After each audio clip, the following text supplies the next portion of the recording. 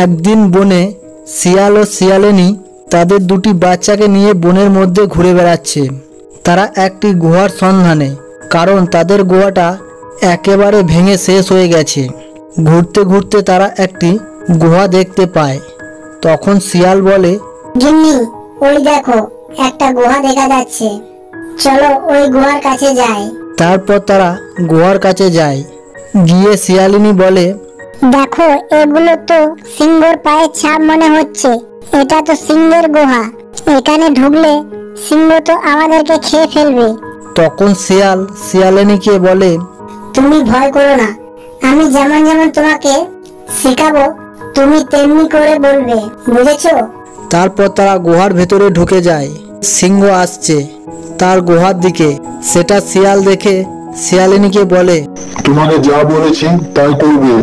তখন তারা খুব ঝগড়া করতে লাগে আর বলে, আমি এই সিংহটা শিকার করেছি, তাই আমি একটু বেশি খাবো, বুঝেছিস? এটা খেয়ে আমি আজ একটা সিংহ শিকার করব। এখন যদি সামনে সিংহ আসে আমি তাকে শিকার করব এক্ষুনি। গুহার বাইরে দাঁড়িয়ে সিংহ সব শুনছিল। শুনে বলে, আমার গুহায় কোথা থেকে কি জন্তু এসেছে, সিংহ শিকার করে খাচ্ছে। এখন তো আমাকে দেখলে আমাকেও মেরে ফেলবে।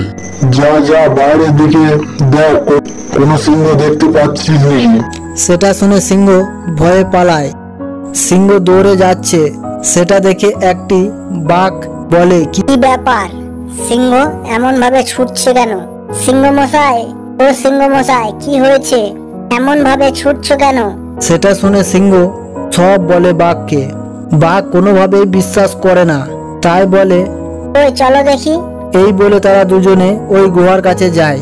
আবারও ওই চালাক শিয়াল সেটা দেখে নেয় আর বলে, আজ এখনো পেটে কোনো খাবার পড়লো না। বাঘকে কোন সকালে পাঠিয়েছি যে একটা সিংহকে ধরে আনতে, এখনো তো এলো না। এবার মনে হচ্ছে আমাদেরকে যেতে হবে। সেটা শুনে বাঘ ভয়ে ছুটে পালায় আর সিংহও ছুটে পালায়। এরপর থেকে শিয়াল ও তার ছোট পরিবারকে নিয়ে সুখে শান্তিতে গুহায় বাস করতে থাকে। তো বন্ধুরা, এই ভিডিওটি দ্বারা এটাই শিক্ষা পেলাম যে বুদ্ধি যার বল তার।